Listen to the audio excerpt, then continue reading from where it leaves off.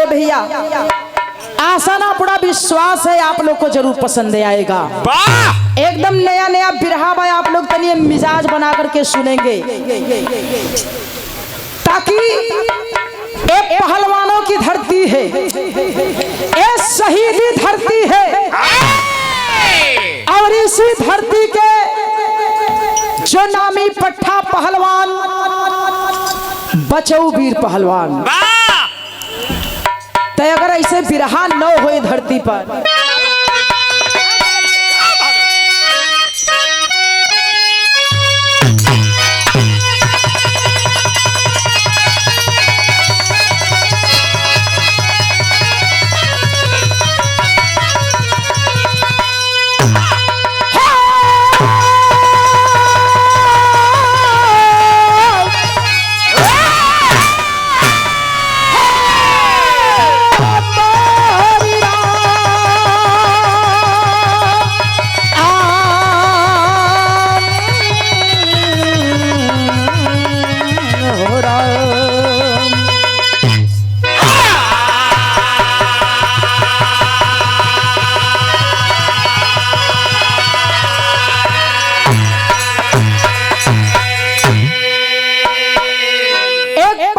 से बिरहा आप लोग के बीच में प्रस्तुत है, और हमारे मुखार बिंद से आप लोग बहुत बिरहा सुने हैं धरती पर, लेकिन जब भी गीता रानी आती है तो एक ठे कुछ न कुछ तोहफा जरूर लेकर आती है। एक नया नया खोज है कवि जी का, इशारा हो कैसे आवा।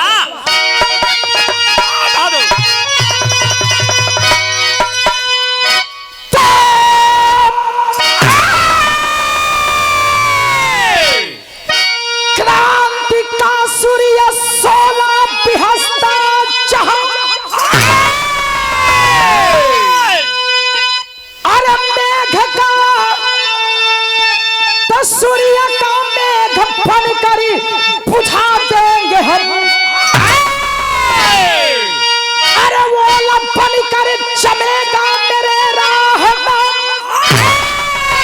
जेठ का सूर्य बन कर गला देंगे हम, अरे डरेंगे नहीं हम न पीछे हटेंगे, अरे वक्त पे खाल को खींचलूंगा, जब मिलेगा न पानी जवानी लुटा कर लहू से सुनहला चमन सींच दूंगा।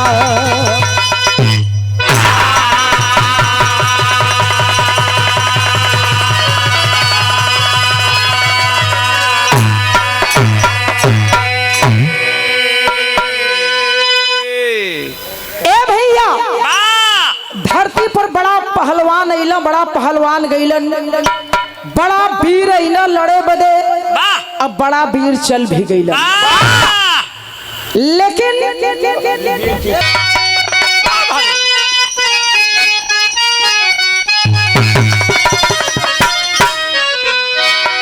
कवाली लगा देलन। कौन कवाली बा? अरे काबे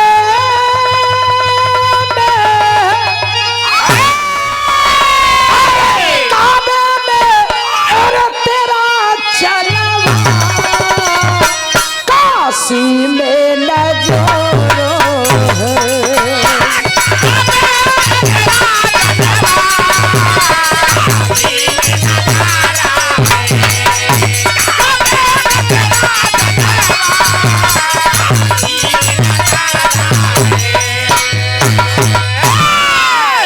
लेकिन बाबूजी हाई तक कव्वाली रहल, लेकिन बिरहा में कवि जी भाव लिखलन। वीरन का पिटाई का हो और मर्दन का पहचान का हो, कवि जी भाव लिखलन कैसे?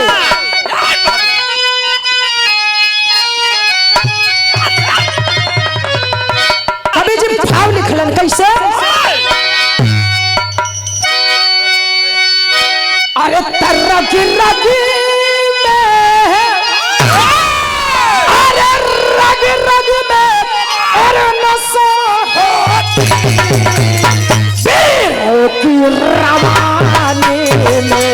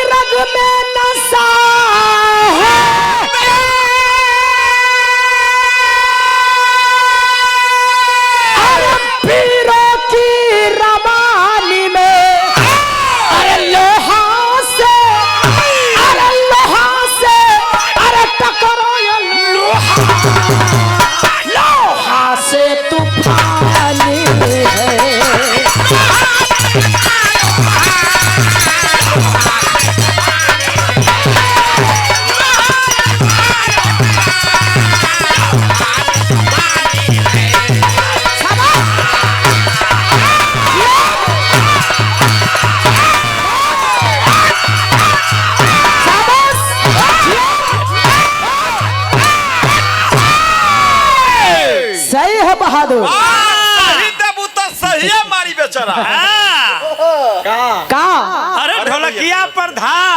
अच्छा ऐसा तू और लोग तो बंदी बैठावे जानी गल हुआ। ना बैठल ये तो कैसे हम किसी से कम नहीं है रामचंद्र गुरु जी, हम किसी से कम नहीं है। दुनिया अपने दुख से परेशान ना बा, दूसरे के सुख से ज्यादा परेशान बा। तो इतना बढ़िया सुघर शर्ट वर्ट पहले हुआ, एक तो सियाए ना पाई लेकिन फाड़े के जरूर कोशिश करा। कहानी का शुरुआत हो गई। कहानी केकर बा कैसन बा बाबूजी आवत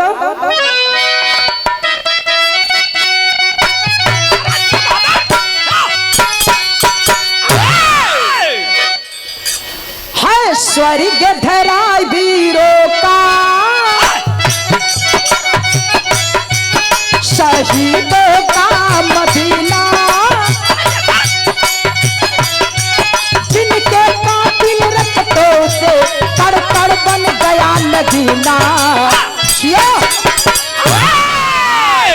था गुलाम मेरा भारत गोरे की हिटलर शाही,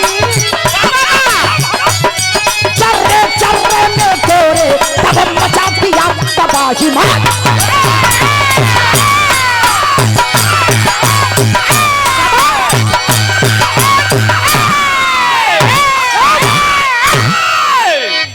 लेकिन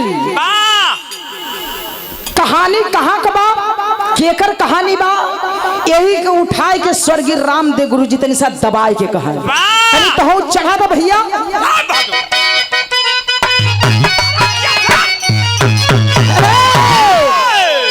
अरे लंदन का रहने वाला अंग्रेजी है पट्टा, हाथ पैर का तगड़ा, देखने में हट्टा कट्टा, ऐलान किया है नारी, ऐलान किया है नारी। जब गिरदर ताल पर ठोका गिरदी वतन के अंदर उतरा तूफान का छोटा।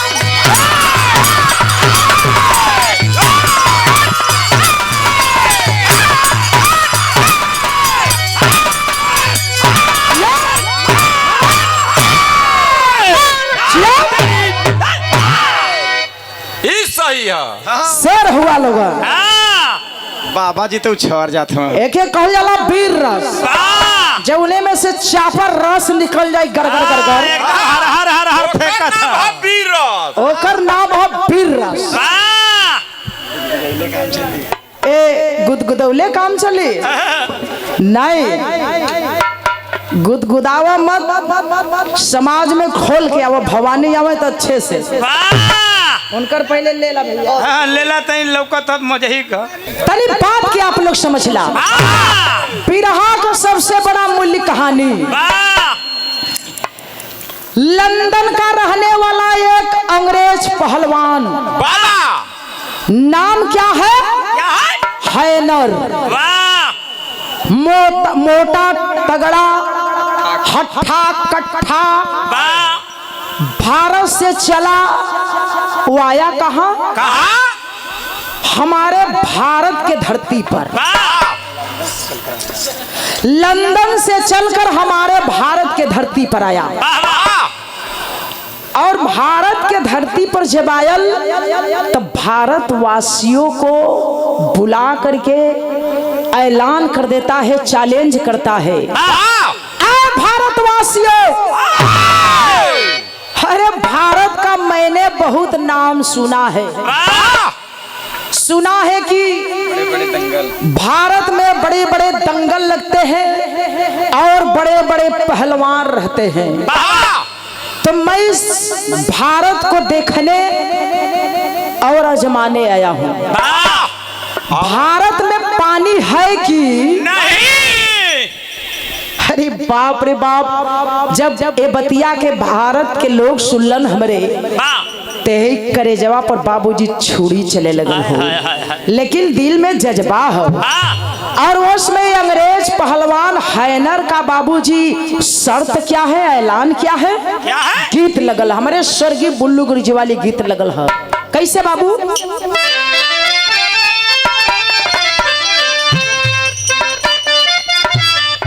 हाय हाय हाय हाय, देखा हमारे रामचंद्र गुरु जी के जब गावत अल्लाह हमारे गुरु जी तब ये गीत लगा रहा। गावो ये गीत के कैसे? अरे 16 बरसवा के पारी सूर्यो, अरे पर उठ लोट को तनी लैला हो बलमुआ हमके कोरा।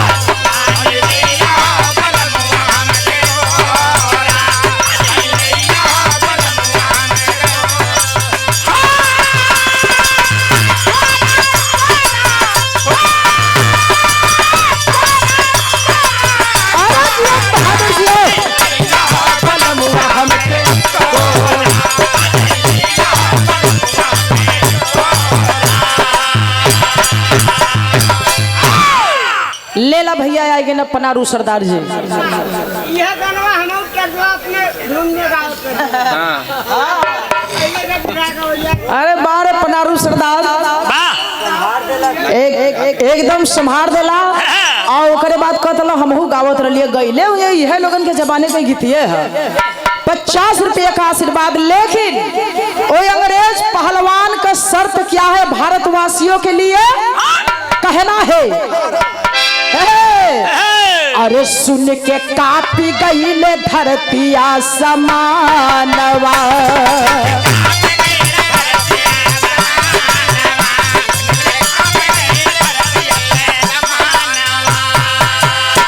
अरे खाई जाई कुश्ती, अरे चमकी है नर पहलवानवा, अरे मचाई दही भारत में तूफानवा, सुन के कापी गईले धरती आसमानवा।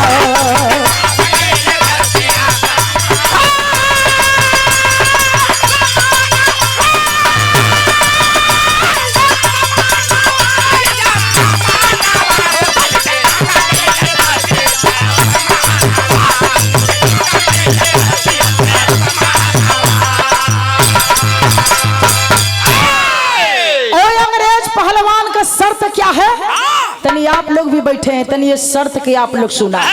वो अंग्रेज पहलवान भारतवासियों से शर्त रखता है क्या कि भारत से हसीना, अरे भारत से हसीना 45 सुंदर छोकरिया अच्छा करके चाहिए है वो लंदन के शहरिया।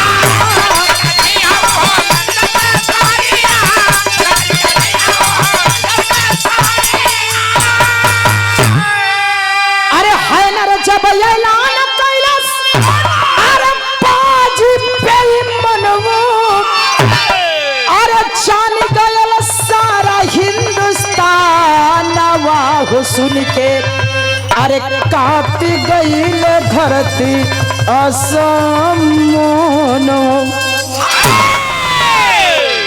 ए भैया तनी बात के समझला, शर्त अंग्रेज पहलवान कही है हो के अगर भारत में कोई पहलवान है तो आकर के मुझसे पंगा मिला ले और मुझे पटक दे, मुझसे लड़ ले। नहीं तो एक शर्त है, ए भारत का 45 बहन बेटी लंदन जाएगी। एक कौन सवाल किया है? वही जो लंदन से आया है पहलवान अंग्रेज हैनर। जब ये बात के हमारे भारत के लोग सुनलन, भारतवासी सुनलन, बाबूजी पानी पे चलने वाले आन मान शान जो देश के पीछे जान देने वाले भारत के लोग ये बतिया के बर्दाश्त ना कर पौलन, लेकिन बाबू समय का इंतजार कर रहे हैं। वह धीरे धीरे समय आ गल। जब बाबूजी समय आइल तो का समय आगे आइल यहाँ कहना है कैसे मास्टर।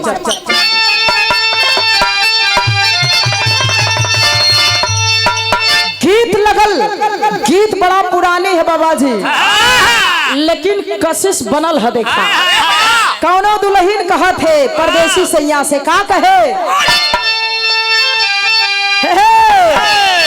अरे गोर हो के गईला, अरे गोर हो के गईला, अरे लवट के अइला करिया नौकरिया पिया छोड़दा, अरे नौकरिया पिया छोड़दा जान जाया कोई लरिया नौकरिया पिया छोड़दा।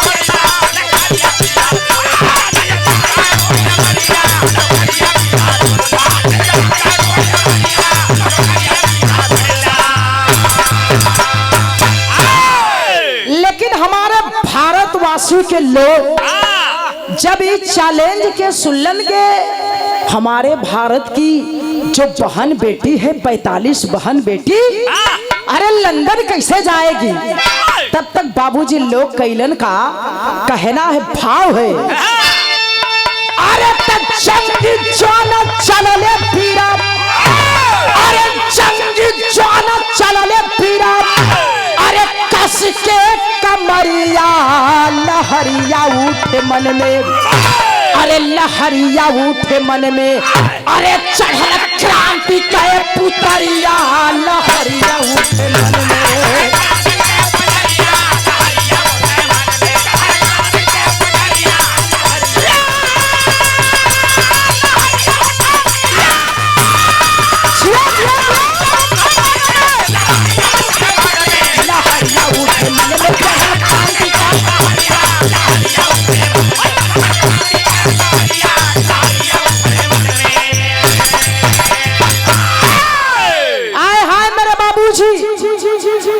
हमारे भारत का पहलवान कवर रहलन, इशारा हो कि हजरत महल का जहां, अरे लखनऊ शहरिया दंगल देखे बाद जुटल नारा नरिया,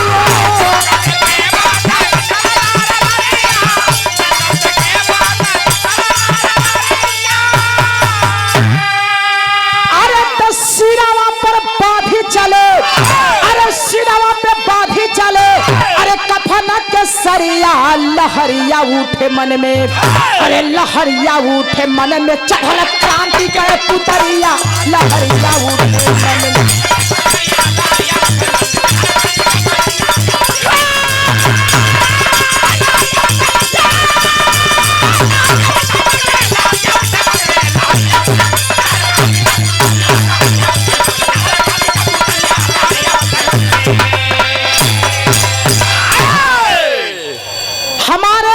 भारत का नामी पट्टा पहलवान, इसी भारत का कोई जिले का ये लड़ाई नहीं है बाबूजी, कोई देश गांव का ये लड़ाई नहीं है, ये पूरे भारत की लड़ाई है, पूरे भारत का पानी है। भारत का रहने वाला नामी पट्टा पहलवान जिसका नाम बताया गया नाहर पहलवान, नाहर यादव जब एक चैलेंज के अंग्रेज का बात सुनलन कि हमारे भारत की बहन बेटी लंदन जाएगी,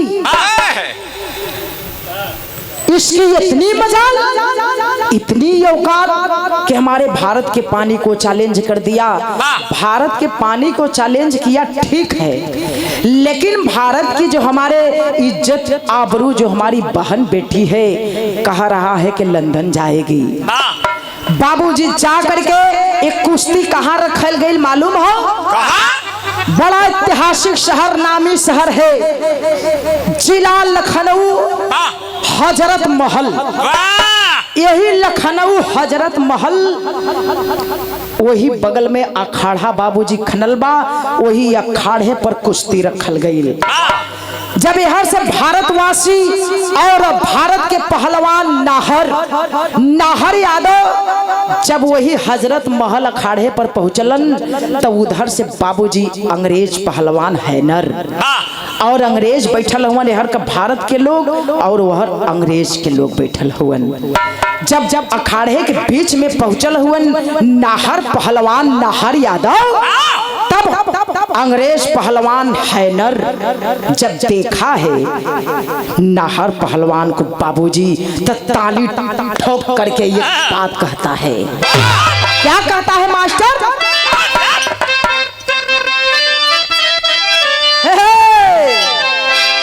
एक पत्ती और बढ़ जाओ भैया।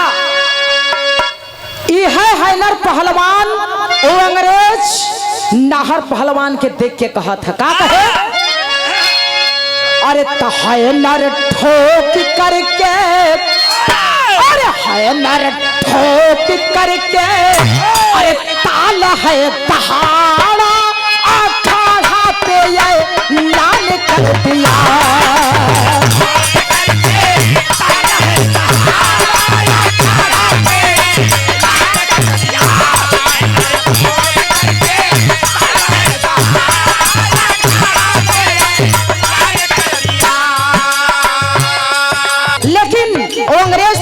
कहता है क्या? हैनर ठोक करके, हैनर ठोक करके ताल है पहाड़ा अखाड़ा पे लाल कर दिया। ताल है पहाड़ा अखाड़ा पे लाल कर दिया।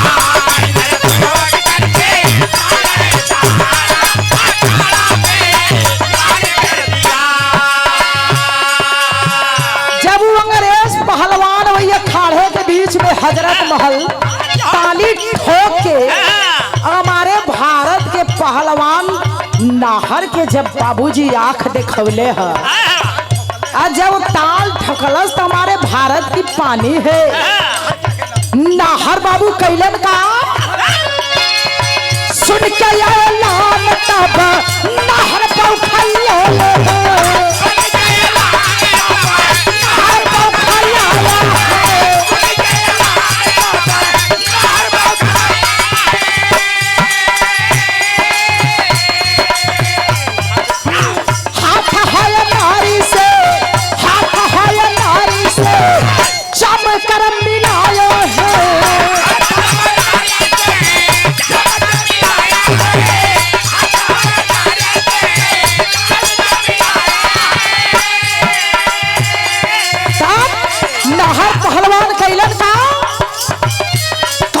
तो हके खिलाई के पछाड़ा अखाड़ा पर लाल कर दिया। कहे तो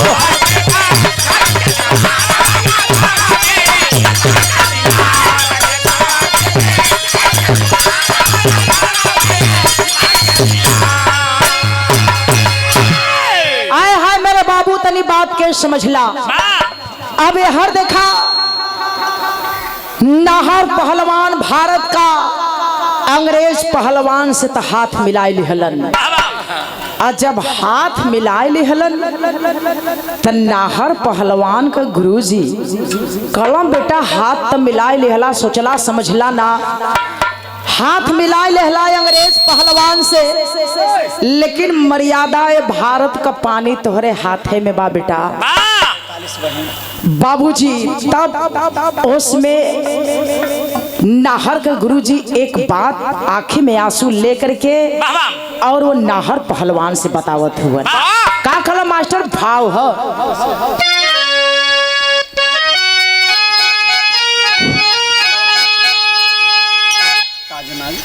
देशवा के ताज नाज, अरे लाज तोहरे हथावा में रख लिहा पुरजन का,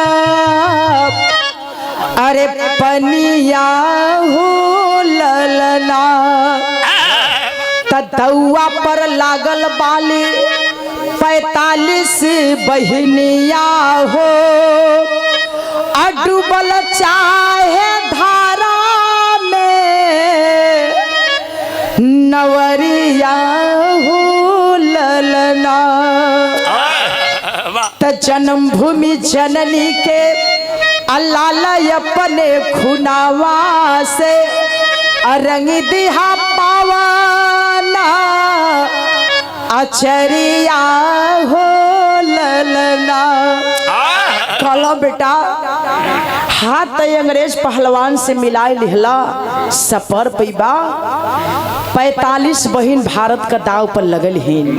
एक बात और कहलन का कि खाई जैबा कुश्ती जब की अरे पाजी बेईमानवा से लूटली है पानी दूरा चरिया हो ललना।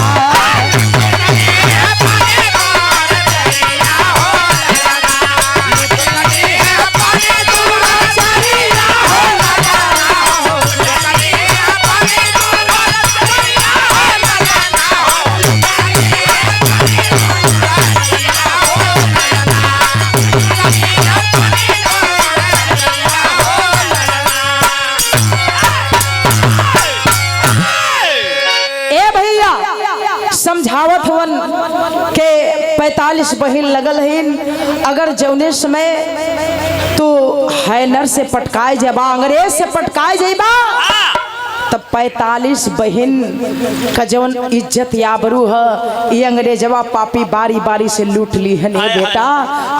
बारी बारी से बहिनियन के मुआए दिहन। आए हाय बाबू इतना बात जब नाहर पहलवान सुल्लन कलन के गुरुजी, अरे गुरुजी हमके हल्के में लेत हुआ, इतना हमके तू सस्ता समझ गईला। ऊ तो न जानत है लेकिन तू तो जानत हुआ ना, तू हमके खियला पियला लड़ैला भिड़ैला जोर करैला हर चीज हमारे ताकत के विषय में जानत हुआ तो तू डराई गेला गुरुजी। कलन के हाई छोट है यही से हमें समझत हुआ हाई इतना लंबा बा अंग्रेजवा के देख के डरत हुआ तो कला हमें धरत देरी न लगी, पटक के मरमराए के छतिया पर चढ़ बैठा, चढ़ के ठहुनवा से दाब दे परनवा निकल जाई। तब तक बाबूजी इतना बात सुनले हुवन त नाहर पहलवान एक बात अपने गुरुजी से कहत हो का कल मास्टर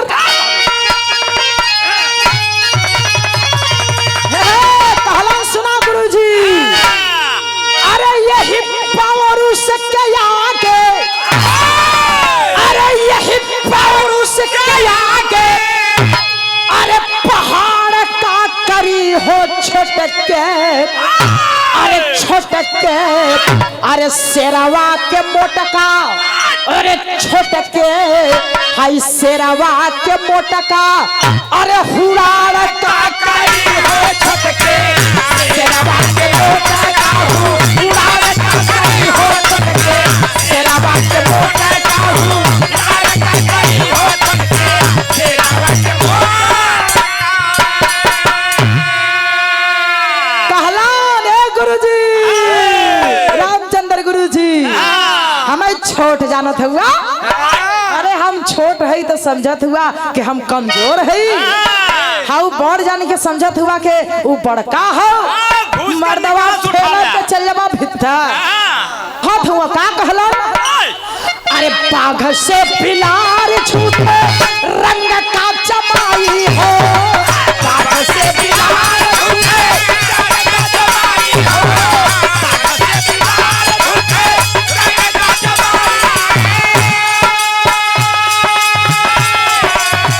हमारा के याद ही हो, हमारा के याद ही हो, बाहर का फुलाई हो, हमारा के याद ही हो, बाहर का फुलाई, हमारा के याद ही हो, बाहर का फुलाई।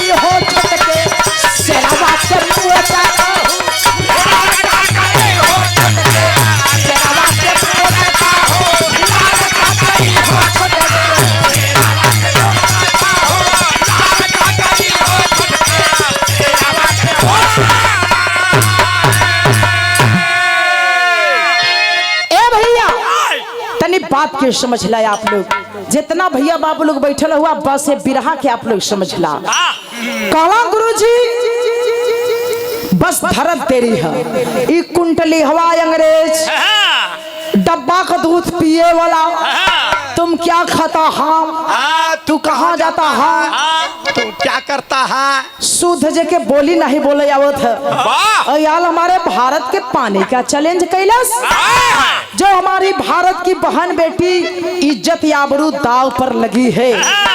अरे देश के पीछे जान देने वाले हमारे देश के आन बान शान पहलवान नाहर यादव बाबूजी जौने समय इतना बात कले हुए जा करके बाबूजी अखाड़े में अंग्रेज पहलवान से हाथ मिला लेते हैं। जब हाथ मिला लेलन तो अंग्रेजवा देखलन सो तो कहलन सो अरे बेटा कहला बेटा सुन सुन सुन सुन यहाँ आओ यहाँ आओ। कुल बलाय के नाहर पहलवान के समझावत हुवन कमेटी भी अंग्रेजन का और अंग्रेजन का कमेटी भी बटालियन भी है। बटालियन बैठा है समझा रहा है कि बेटा तूने हाथ तो मिला लिया लेकिन समझा नहीं। सुन एक बात अंग्रेज और हमारे नाहर पहलवान से एक बात कहते हैं। क्या कहते हैं मास्टर? गीत लगल है देखा हमारे सरभद्र के सम्राट कलाकार श्री हमारे बल्ली उस्ताद गुरुजी ये गीत को गाया करते हैं। कैसे? अरे लागल बा एक पति बाउर बढ़ा अरे लागल बा चुनरिया बिचवा दाग हो बिना जनले सुनले लागल बा चुनरिया बिचवा दाग बिना जनले लागल बा चुनरिया बिचवा दाग बिना जनले।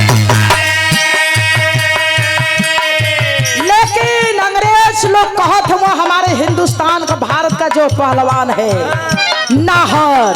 नाहर यादव बाबूजी का कहला अंग्रेज शान चनी देखावा पहलवान हो दंगल के शान चनी देखावा पहलवान हो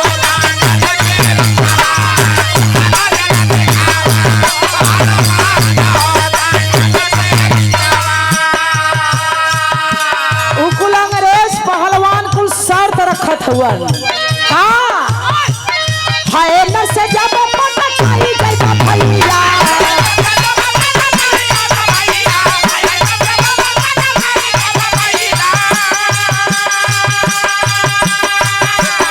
लेकिन लख तोहरा का मिली है रुपैया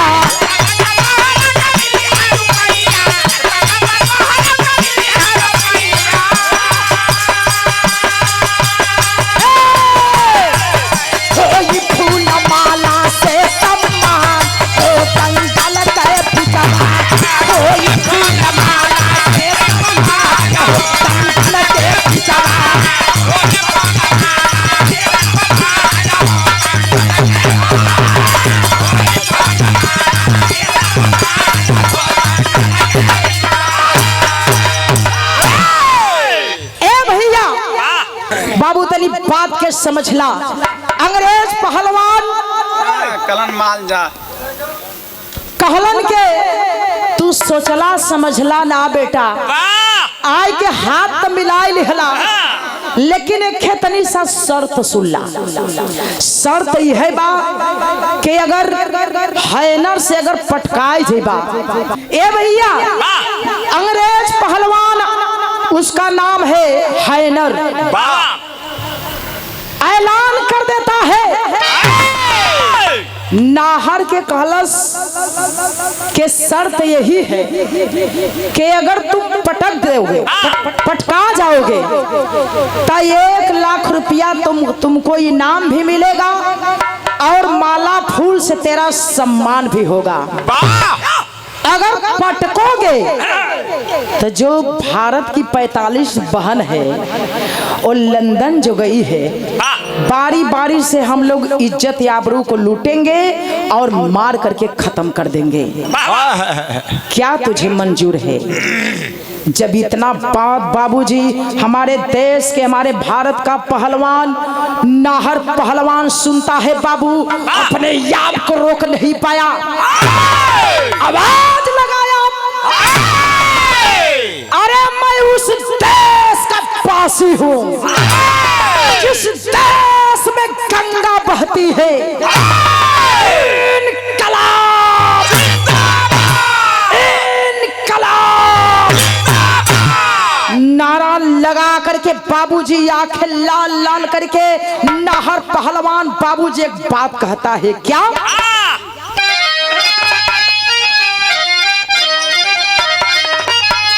नाहर पहलवान कहला ना, अरे अजमावल चाहिए जवानी जंग में, ये भैया अजमावल चाहिए जवानी जंग में, कातिल खून में के करे कितना बार रवानी, अरे रवानी, अरे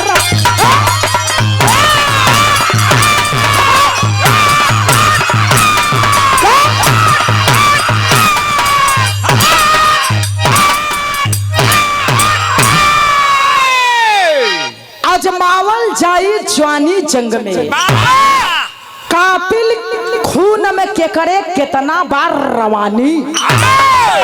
तूने चैलेंज कर दिया भारत को। बाबूजी यही हजरत महल लखनऊ में इधर से भारतवासी और उधर से अंग्रेज, सारे लोग बैठ जाते हैं, महफिल सज गई। अब कुश्ती बाबूजी शुरुआत हो जाती है अखाड़े के बीच में। जब शुरुआत हो जाती है बाबू, तो हुआ क्या मास्टर? भाव है शेर के ऊपर अरे लागल बस सवैया देखा दंगल में, अब फैली बीच अखाड़े दंगल लड़ैया देखा दंगल में।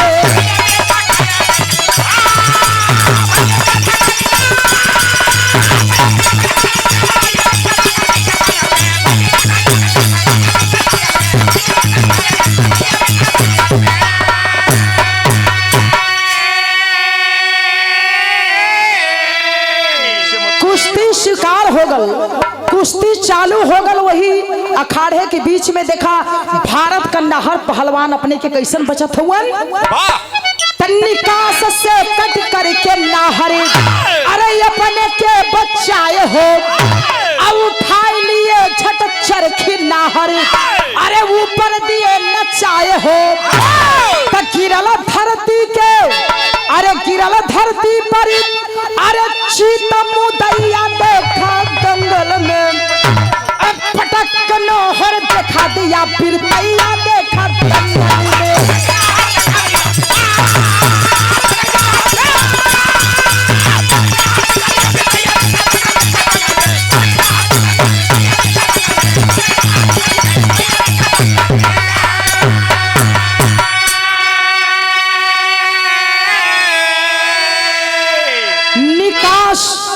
देखिए पहलवान नाहर भारत का वो कवन दाव लगावत हुआ, निकास कट करके बाबूजी अपने को बचे हैं, और चरखी जैसे चरखी को बाबूजी उठा करके ऊपर नचाते हैं, वैसे ही चरखी जैसा उठा करके वही नाहर पहलवान जो अंग्रेज पहलवान है हैनर, चरखी दाव से बाबूजी उठा करके वही हैनर पहलवान को अखाड़े के बीच में पटकते हैं। पटक करके बाबूजी यही मरमराए के सिनेमा के ऊपर चढ़ल बैठल हुए। तब तक जो अंग्रेज है, अंग्रेज जो कमेटी के अध्यक्ष है उसका नाम है बटानियल, वो खड़ा हो गया, आया नाहर के पास, बोला कि ना एक कुश्ती नहीं मानी जाएगी, एक कुश्ती अभी फरियाई नहीं। तब तक तक या करके बाबूजी हैनर पहलवान कहता है कुश्ती फिर दोबारा होगी। जब दोबारा कुश्ती फिर रखी जाती है वही हजरत महल लखनऊ में बाबूजी, और ताली से भारतवासी के लोग जो बैठे हैं बाबूजी ताली बजाने लगी। ताली की इतना गड़गड़ाहट की आवाज आई कि पूरे लखनऊ शहर गूंज उठा। पारे पहलवान पारे नाहर पहलवान, तूने भारत का पानी बचा लिया, अरे माई के दूध का कर्ज चुका दिया। लेकिन अंग्रेजवा बड़ा हठीला होला सो, अब माने बदे तैयार ना बा कि अभी कुश्ती ना भइले, फरियाई ना। दोबारा जब कुश्ती रखल गई, रेफरी बाबूजी व्हिसिल बजा देता है। जब कुश्ती शुरुआत हो गई बाबू, यह भारतवासियों की ताली नहीं रुक रही है। तब तक बाबू फैल का फेर अखाड़े के बीच में दोनों पहलवान, भारत का पहलवान नाहर यादव और लंदन का अंग्रेज पहलवान हैनर बाबूजी, दोनों पहलवान में कुश्ती लड़ जाती है। तब हुआ कैसे? पसवरिया ला अरे ताड़ा ताड़ा ताड़ा ताड़ा ताली बाजे,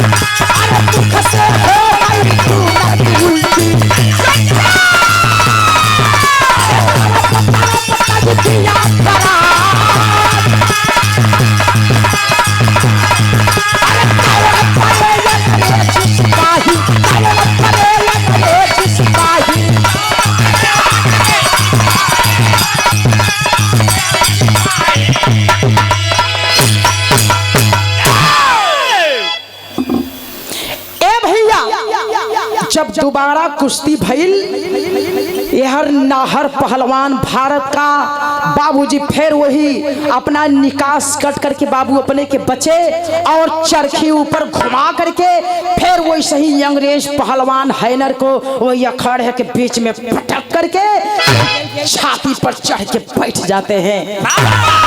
ठेहुनिया से करेजवा के बाबूजी एकदम हुचहुचा दिले हुए। पता चला कि अंग्रेज जो हैनर है दो हुलका मुँह से हल हल खून भी उल्टी कर दिला खून का। पता चला कि अंग्रेज पहलवान हैनर तड़प तड़प करके वो अखाड़े के बीच में मर गया। वाह, मर जाए दा ससुर के। ये भैया यार का करबा, जैसी करनी वैसी। हाँ। इधर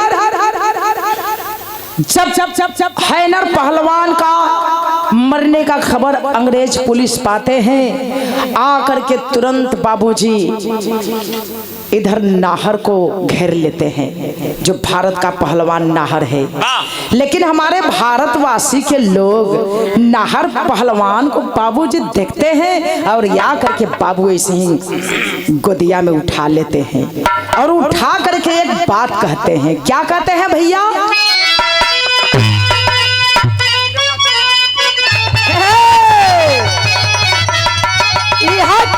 कलन सुन लो, अरे हरामखोर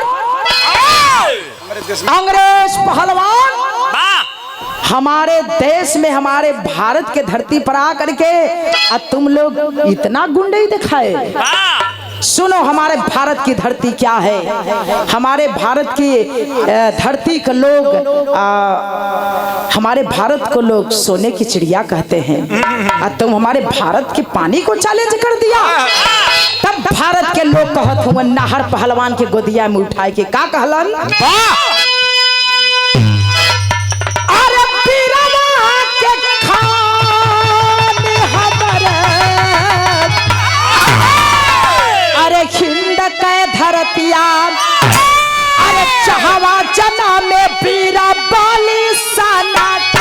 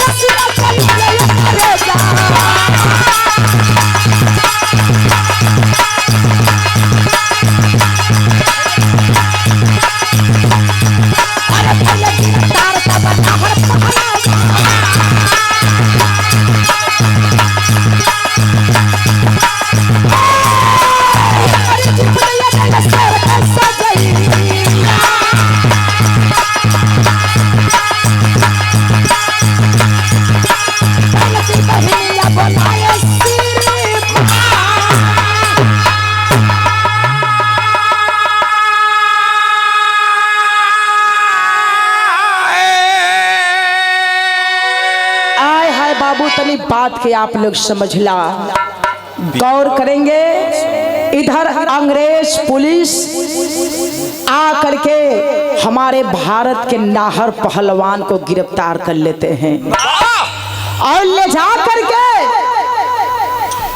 कटघरे के अंदर बंद कर देते हैं। 12 जो भारत का नाहर पहलवान, आन मान शान, देश के पीछे जान देने वाले, एक पानी पे मरने वाले, चलने वाले भारत के नाहर पहलवान को बाबूजी और शेर को ले जा करके कटघरे में बंद कर देते हैं। और जो विलियम है, अंग्रेज विलियम, जो ले जा करके किडनैप किया है भारत की जो 45 बहन है, सामने बुलाता है और एक लाइन से वो 45 बहिनियन के खड़ा कराई दिहलस। कटघरे के पास अंदर बंद हुवन भारत का नाहर पहलवान और वो नहीं के सामने लाइन से लिया करके वो 45 बहन के लिया के खड़ा कर दिहलस। अब विलियम अंग्रेज आदेश देता है कि सुनो तुम लोग, 45 के 45 सुनो, तुम लोग अपने हाथ से जो ये नाहर पहलवान है अपने भाई को अपने हाथ से सीने में गोली मारोगी तो तुम लोग बच जाओगी, छोड़ दिया जाएगा। जो भी मारेगा छोड़ दिया जाएगा और जो नहीं मारेगा इसी गोली से उसको भूज कर रख दिया जाएगा। आए है बाबू, जब हमारे भारत की बहन बेटी 45 बहनियां जब सुल्ली ने बतिया के हो, भाई तड़पड़ा रहा है कटघरे में नाहर पहलवान, बहनियां देखली कली बाबू, हरे जवने बहन के बचावे बदे भाई हमार अपने जान के ना देखलन, जान कुर्बान कर दिहलन। इतना तक कि आज शेर हो करके और कटघरे में पिजड़े में बंद है मेरा भाई, जो देश के पीछे जान देने वाले, देश को बचाने वाले, आजाद करने वाले, हम लोग का इज्जत आबरू बचाते बचाते मेरा भाई अपने को कुर्बान हो गया। अरे उस भाई को हम लोग कैसे गोली मार सकते हैं बाबू? इतना बात जब बहनिया सुनलिन तो कहलिन के ना, अरे हम लोग मर जाएंगे, हम लोग मिट जाएंगे, हम लोग भले गोली तू मार दे शैतान, मार दे अंग्रेज, हम लोग खत्म हो जाएंगे, लेकिन अपने भाई को गोली हम लोग नहीं मारेंगे। आए है बाबूजी, इतना बात सुना वही अंग्रेज विलियम पिस्तौल उठा करके बाबूजी तड़तड़ तड़तड़ तड़तड़ तड़तड़ 44 बहन के मार के गिरा दिहलस। एक लड़की बची है, वो एक लड़की बची है, भारत की लड़की है, 45 में से एक लड़की है, वो भी मुसलमान की बेटी है, उसका नाम है हसीना। जब देखती है 44 बहन मेरी मर गई, तब 45 में वही एक बचती है। उसके पास जब गया तो बोला कि तुम मारोगी कि हम तुमको खत्म करें? अभी हाथ उठा करके खड़ी हो जाती है, कहती है कि सुनिए सुनिए एक बात मेरी, मैं मारूंगी इस भाई के सीने में गोली, लेकिन एक बात मेरी सुन लीजिए। ओ बाबूजी, हसीना मुसलमान की जो बेटी है, भारत की बेटी है, वो एक बात कह रही है अंग्रेज विलियम से। क्या कर रही है भैया? आइए।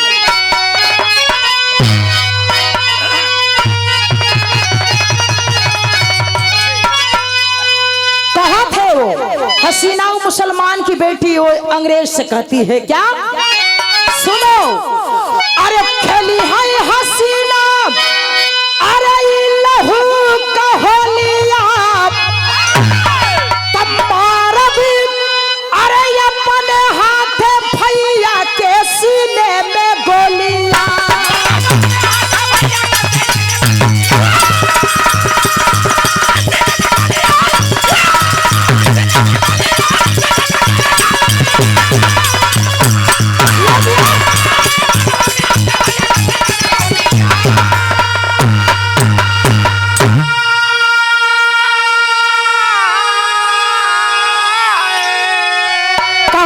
सर रुक जाइए सर, इस भाई को मैं गोली मारूंगी, मैं मारूंगी, अपने हाथ से गोली मारूंगी।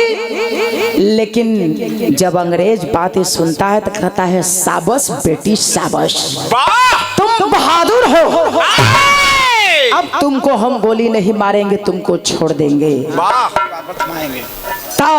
उसमें बाबू एक बात हसीना कहती है, शर्त लिखवाती है अंग्रेज से, और एक बात कहती है अंग्रेज से, वो विलियम से क्या कहती है मास्टर, के शर्त लिखवा के मांगी पिस्तौल 3 गोलियां, अब विलियम खड़ा बाया मारे जवन का टोलिया।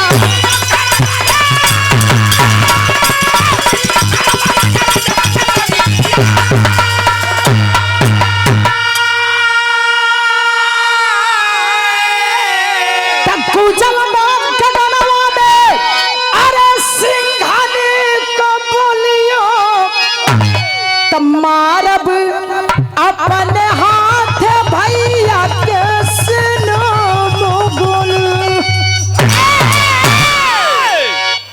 आए हाय बाबूजी कहलस, वही विलियम से कहलस के सर मुझे एक पिस्तौल और 3 गोली दे दीजिए, मैं इस भाई के सीने में गोली मारूंगी। तब तक इधर अंग्रेज एक पिस्तौल 3 गोली दे देता है, तो उसमें हसीना बहनियां क्या करती है, तब पहली गोली दिहली, तब पहली गोली दिहली, और वही विलियम पर चलाई, और दूसरी गोली लिहली अपने सिनेमा में चुधाई।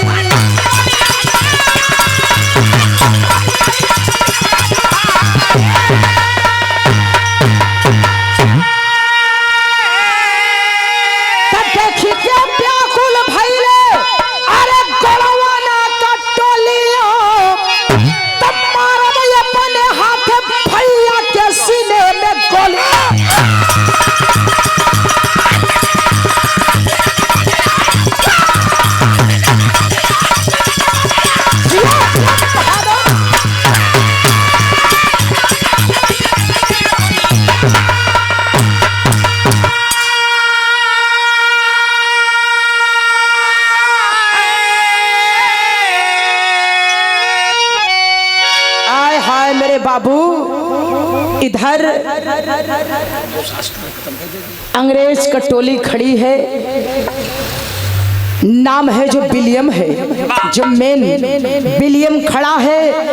ओ हसीना बहन देखती है, पहली गोली बाबूजी उठा करके वही विलियम के सीने में बाबूजी भोंक देती है, और दूसरी गोली अपने यही सीने में बाबूजी चला लेती है। एक गोली और बचा है, जब एक गोली बचा है तो पिस्तौलवा उठा करके जो भाई भारत का नाहर पहलवान खड़ा है उठा करके बाबूजी फेंक देती है। कहती है भैया अरे मरना तो तय है, मरना तो तय है, हम बचेंगे नहीं। हम तो देखिए गोली मार लिए, लेकिन मरने से बढ़िया अच्छा ये है कि जो भाई पापी है, और पापी के हाथ से मरने से अच्छा ये है कि तुम अपने हाथ से अपने सीने में गोली मार करके खत्म कर दो। बाबूजी इतना बात जो में गोली उठा करके पिस्तौल उठा करके नाहर पहलवान के बाबूजी फेंक देती है। जब नाहर पहलवान इतना बात सुनता है तो पिस्तौलवा उठा करके जो हमारे भारत का नाहर पहलवान है बाबू, ये अपने सीने में बाबूजी गोली चुभा लेता है। चुभा करके बाबूजी दुनिया को छोड़ करके हमारे जो भारत का पहलवान, भारत का हट्ठा कट्ठा पहलवान नाहर पहलवान, ये दुनिया को छोड़ करके जुदा हो जाता है बाबू। यही मेरी कहानी थी। और एक ही बेटी भारत में जो मुसलमान की बेटी है बाबूजी, वही अपने आप को अपना आबरू भी बचाई। और 44 बहन मरी, लेकिन भैया वो मर गई लेकिन अपना इज्जत या आबरू बाबूजी नहीं लूटने दी, मर गई शान से। और इधर देखिए जो हसीना बहन है विलियम को मारती है, अपने खत्म कर लेती है और भाई कहती है कि पापी के हाथ से मरने से पहले तुम भैया खुद ही मर जाओ।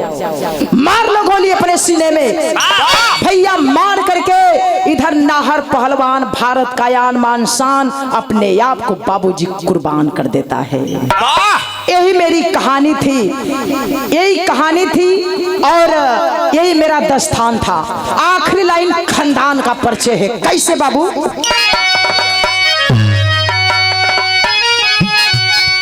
गुरु बिहारी गुरपतु अरे डूब गए हैं गम से, स्वर्ग गए कभी सुखनंदन सिंह आंसू बहे करों से।